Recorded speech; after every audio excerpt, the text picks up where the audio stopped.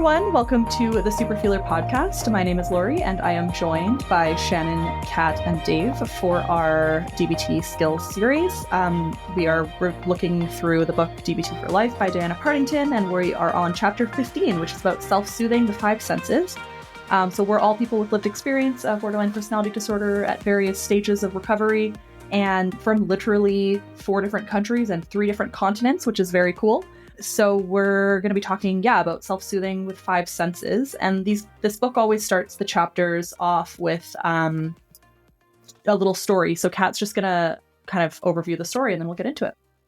Yeah, so this story is about a girl called Injin, and it starts with her actually attempting suicide. And she hears some parrots outside the window, which will become important later. And then, so she starts kind of feeling very empty and like she can't tag on to any feelings and just feeling like a deep despair and an emptiness. And then she kind of manages to get back to sensing like her breath and then sensing her body. And then she manages to shout for her parents to take her to hospital, which they do, although like her father is quite critical about it in the moment, which is difficult. And then so she gets into therapy after that, which is helpful. And she has this mantra then of, I can touch and taste and smell and hear and see. Sometimes that has to be enough. And then like that's kind of what kept her alive, just focusing on staying awake and what she could feel. And then it sort of goes on to talk about why school is really hard for her, because her 2 friends that she's had since she was little have kind of, one of them has rejected her and one of them started to bully her. And then, so she's talking to her therapist about her mantra, and the therapist kind of says, that's a DBT skill. And they look at what she could possibly do at school, because she says she does it, but it's harder when she's at school. And then they talk about a grove of orange trees that are in like the grounds of the school. So she goes down to the orange trees and there's the parrots there. And she looks at it and she thinks, when she saw them before, she thought they were quite like loud and annoying. And now she's really kind of feeling the joy of seeing them in the branches of the orange trees. And then a boy comes who actually feeds the parrots and has given them names, and they kind of talk about the parrots, and then they have like a little, just longer than, it's kind of normal handshake, and it just feels really special for her. And then, it's kind of finding that hope and connection in what actually matters to her. And then it kind of ends with her kind of having enjoyed that kind of connection and knowing that she'll definitely go back to the oranges the next day to meet up with them again. Awesome. Thanks so much for the summary. I also really love the on page 260, the quote by Marsha Linehan, who created this therapy. And she, for those of you who don't know her backstory, she created this literally life-changing therapy for all of us and has borderline personality disorder herself. And that's what inspired her to create this. So her quote here says, "The desire to commit suicide, however, has at its base a belief that life cannot or will not improve. Although that may be the case in some instances, it is not true in all instances. Death, however, rules out hope in all instances. We do not have any data indicating that people who are dead lead better lives." And she's right, obviously. And I sometimes that's the only hope that you need. And I really love how well that ties into this story. So thanks so much for doing such a good job of summarizing it. This skill is really about just, it's as simple as it sounds, self-soothing with 5 senses. We've got 5 senses, let's use them. Curious if this skill has any particular like benefit or use in anybody's life here. I'm the nature girl. You are I'm the nature girl. Yeah. That's why I need a rucksack. We need super feeler branded rucksacks. This is what I'm Yes, hearing. please, Laurie. I think actually it's funny. I just claimed that. Yet I watch a lot of cat Instagram stuff where she's walking and talking and spending time out with her doggos, and I really get a lot out of that stuff too, Kat. So thanks. Just while you're here, I'll let you know that it is the place where I can commit to mindfulness, where I can hear and feel and smell and taste and touch. If I am not okay, if I am in a big amount of distress and my other skills aren't working, my go-to is get in the car, drive to a creek, dive in the water, lay under the trees, that kind of stuff. This really works for me. Awesome. How about you, Dave? This is a skill that I wish that I had known about earlier. It's not one that I've used a ton, other than the fact that so two therapists before I got into DBT, it was just sort of like regular talk therapy, and I was just getting like worse and worse and worse. And this woman was like not helping at all. And I was just like desperate for some sort of guidance. And so one time she sort of like, I forget whether it was sort of like the like 5, 4, 3, 2, 1 thing or something like, one of these things, right now think of 5 things you can hear, 4 things you can, I forget the order, but 4 things you can taste and so on and so forth. And she's like, you should try that. So then what that meant was that I was just like in my office, like obsessively like just doing this like over and over and over again, and like of course it didn't like like solve the problems. And so then I just kind of put that one away, but I think I get it now. And it makes sense to me why it works, that it's a very specific way to pull your mind away from wherever it's off adventuring and try to suck it right back into, I can smell an orange, I can feel the carpet under my toes, like these things are real right now. So it seems like a good one to me. Yeah, I think that this was one of the ones that I resonated with, or not resonated with, but like begrudgingly did when I was first learning mindfulness. And I think it's probably the same reason that your therapist kind of suggested it, is like the 5, 4, 3, 2, 1 is what I call it too. And I never remember the order, but it doesn't really matter, except I always put taste at the end because that's the hardest one for me. But to be able to like have a list of things to pay attention to, as opposed to go into your body and like, think about just the present moment. The fuck does that mean? You know what I mean? Like when you're first learning mindfulness and your life's a mess and you're just like, I hate everything about this and this is the least favorite part of my group every time, to just sit and be is not something that you can do, or I could do. Okay. So to be able to be like, okay, 5 things I can hear, and then like actually count the 5 things. It's kind of like the color game or whatever you play when you're a kid and you're like, oh, like 5 red things and 5 blue things when your parents are driving, right? And so I found it very helpful to like very intentionally have something to focus on. Whereas I use it a lot less now because I think I've actually almost gotten to I have gotten to a place where I actually value mindfulness, and I actually will meditate in ways that aren't as prescriptive, because I think like honestly yoga has been a huge life-changing thing in my life, of like I can focus on just my breathing or just sensations in my body for like a significant period of time. Like yes, my mind wanders and comes back and wanders and comes back, but I don't need to go 5 scents, 4 things I can see, 3 things I can feel, which is a nice change. So I'm happy that I don't have to have this as prescribed as it was, but it certainly was helpful in that sense when I was first learning it, because otherwise I was so against mindfulness. There was no part of mindfulness that I had time for, except this one. It's a good alternative. Yeah. When I first so also in addition to BPD, I also struggled my whole life with OCD, particularly around checking to see what things were going wrong with my body. Right. And so doing a body scan was like, oh no, like I don't think, do I have to think about like, okay, like what's going on with my feet right now? Anyway. That's such a good point though, right? Like some of these things are just going to spiral more than they need to, just because of how our minds work. Yeah. Kat, This is how what does, I oh, was sorry, go going ahead. to. Oh, sorry. No, go for it, Shannon. This is what I was going to mention when we look at some of our maladaptive behaviors. A lot of them relate around these five senses. Mm-hmm.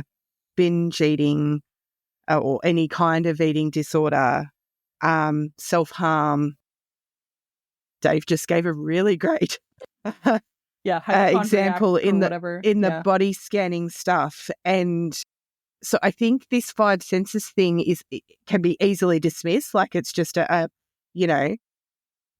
but then it always makes me come back to it, because I think then why is it the thing that we tend to use as a maladaptive coping mechanism? What's the link there? Maybe there's more to it than I probably give it credit for. Fascinating. And that's maybe why I hate taste so much, because I don't taste my food. I just eat it fast and furious. Fascinating. Kat, how about yourself?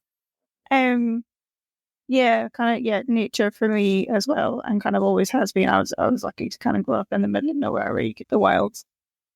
And like Shannon, I also really like adore the stuff that you have put on Instagram. Like it's just beautiful.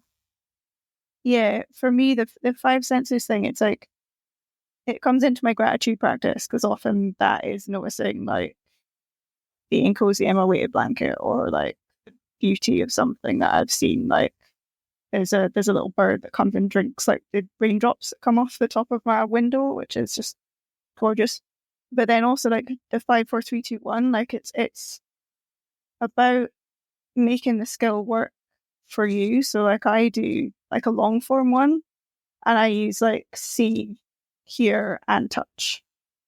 Because like especially like even though like in my crisis kit I have a lot of aromatherapy stuff and like incense and stuff like that, sorry. Like incense that I will use to kind of feel calmer and feel safe. If I think of a smell, like that is massively triggering, so I don't do that.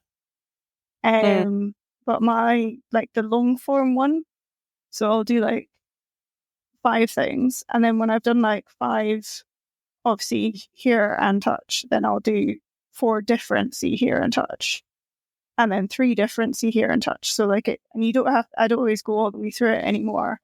But like when I first started doing it, like it would be like multiple rounds of that to get to a point where I'm just like, right, okay, I can actually sit in this reality right now and know that it's okay. And yes, it's been really powerful for me as well. That's awesome. Yeah, I was thinking about your kit. What do you call it? Sorry? Crisis kit. Your crisis kit. Yeah. I was thinking about that too, because I think that often those kits, when we design them, are like kind of based on the 5 senses, right? Like I think mine has like tea in it. It has tactile stuff. And if anybody has crisis kits they want to take a picture of and send it to me, I can add them to this episode. But Crisis rucksacks. crisis rucksacks. There you go. I actually do have photos, because It could be merchandise. I think I even have it. Yeah, exactly. We're gonna be rich. No, I'm just kidding. Yeah, I like, it takes a lot of intention to I don't think I could ever do the like what you're doing with the long form, like 5 of everything, 4 of everything, 3 of everything, 2 of everything, because I think I would be so angry at not being able to come up with like the 20th thing I can smell or whatever. But that's the joy of all of these skills, right? Is like for some people that's what you need in this exact moment, and for other people it's just, not a thing, and that's fair. It's the joy of having a toolbox that you can kind of curate to fit with your own needs. I'm also like a pebble collector. Like whenever I'm out and about, I will find pebbles that are amazing and life-changing. And my favorite is like I have a quartz rock that's like just the size of your hand. And like if I'm really struggling, I will walk and I'll throw the rock from one hand to the other as I'm walking. And that like with like counting my steps as well, that will kind of really bring me back. Yeah, that's a big one for people, is like, just, I know, like holding onto rocks and stuff just to like feel the texture and the coldness, and yeah, feel it heating up is such a like simple way of doing it, which is cool. I just, it occurs to me that, I mean, I don't think I'm the only person with mental health issues who believes that, or believed that I don't deserve nice things. And I think that, part of this, I think, is not just sort of like, oh, do I smell an open sewer or something? I mean, the idea is, maybe you're, smelling some sort of essential oil, or you're feeling something soft or something like that. And, there was part of me that believed that, I should just be like powering through, or just like feeling the pain because I was responsible for it, instead of doing things like this that felt like avoidance. And, to me, it occurs to me that, doing these kinds of exercises, particularly with pleasant sensation things, it's a nice way to build up practice of self-care in like there's like those small steps that we were talking about earlier, just, taking the opportunity to do the opposite, right? And do something nice for ourselves that has the added benefit of bringing down the emotional intensity. Yeah, like take that moment just for you as opposed to for other people. Yeah, and one other thing I wanted to add, just based on what you were just saying, is actually one thing it's not listed here, but one thing that I have in my like crisis kits or wellness kits or whatever is candles. And obviously, like for some people that may not be the best option. Obviously, that's fine. But for me to sit and just watch a flame, I could do that for so long. And that was a really helpful, tangible one for me when I was having a hard time with mindfulness, because it's so fascinating and so unpredictable and so contained, and very easy to just focus on just that. And they also can smell good and whatever. And there's heat if you're like good with not burning yourself by accident or whatever. So yeah, that could be a helpful tool too. Can I just validate that feeling of like struggling with the just be kind of meditation? Because like if you've got anything kind of going on, like any thought loops or anything like that, like it can be massively triggering. And like I remember when I was kind of learning meditation teaching about like, especially if you're dealing with like traumatized groups of people that are struggling, like make sure it's not just sit in your head, because what's in your head is not always helpful. Yeah, for sure. Totally. Shannon, do you have something else to say? I was just going to add the pet stuff, because I'm not sure about you, Dave, but I know we're all, and I'm a doggy person, and I've got a little miniature poodle who is my shadow, and running my fingers through her fur, like if I'm not okay, and that she snuggles in, and there's a lot of sensory stuff there just with pets. So I think if it's a good option if you are an animal person. I also really love birds. So being able to, you mentioned the birds outside the window before, Kat. I've got a rose bush outside of my bedroom window, and I'll often lay on my bed, and the little blue superb fairy wrens come into that rose bush outside, and they make the cutest little squeaks. And so just laying there and watching them sort of hop around the little things, and Marla generally sits next to me and tries to figure out ways to get out the window so she can eat them. But naturally. Which can kind of kill the vibe sometimes. But yeah, I think animals, if you're not into the sense stuff like the smelling and the hearing and the tasting, being able to just observe animals is a really great way to be able to pull yourself into that self-soothing thing, and you're still in a mindful state, but you can kind of incorporate some of this stuff into that as well. I don't know if dog owners do this, but like putting your face in a cat, just yes. Like, it's the best feeling. Yes. Dave's like, no. Putting your face in Gus, slightly different, if any of you have seen my cat. It's definitely a little bit of a different sensation, but the rest of them, like, just it's the best. I just love it. There's something about it. Yeah, no, I don't know. I'm actually training my younger dog to be a kind of support dog, so she can go into like shops and cafes and stuff, and she's doing awesome. But yeah, it's just amazing. It makes such a difference having her on. Oh, Totally. yeah. And then like off birds. I remember when I was in Canada, I saw a hummingbird, and like I live off that memory like so often. Do they not have hummingbirds elsewhere? No, not over No, here. we don't It's far have too them. cold. What? Okay, so you say that. I'm going to send you a photo. My friend is obsessed with hummingbirds. She loves them so much.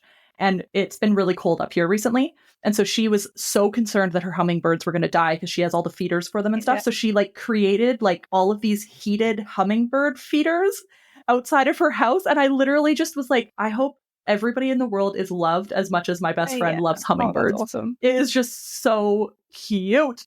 I can't believe, Dave, they have hummingbirds in Miami, right? Yeah. Weird. No, we don't. But not in Australia or Europe. Yeah. Huh. I remember back when the internet was new and you could like stream video for free. There was this good thing. It was called Ustream, and like mostly it was like people that wanted to watch their rabbits while they're at work and that kind of thing. But you could watch other people's stuff. And one of the ones there was this woman that had a camera on a hummingbird nest. And I used to just sit in my office and have like it in the corner. They're very cool creatures. Just the way that they move is unbelievable. The sound. Wow, I'm kind of sad for you guys. Beautiful. It's on my list to photograph one. It's like high on my list to photograph one. Huh. Interesting.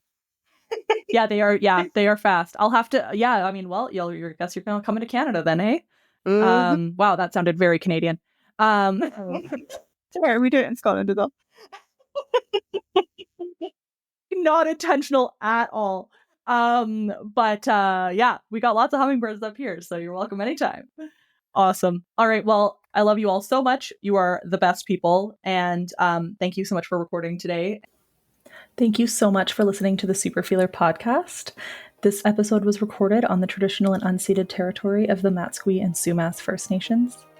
If you'd like to learn more about the Superfeeler podcast, share your story, or participate in the Superfeelers Club, which is our peer support group, it's totally free, virtual, and open to anyone who experiences intense emotions or has borderline personality disorder, please check out the link in our show notes or go to laurieedmondson.com. If you would like to support the show, we would very much appreciate it. There's an option to do monthly small donations at whatever denomination you'd like, and you get bonus content, extra resources, and extra connection to me throughout. That can be found on patreon.com/superfeeler, or again in the notes below. Thanks again, and have a great day.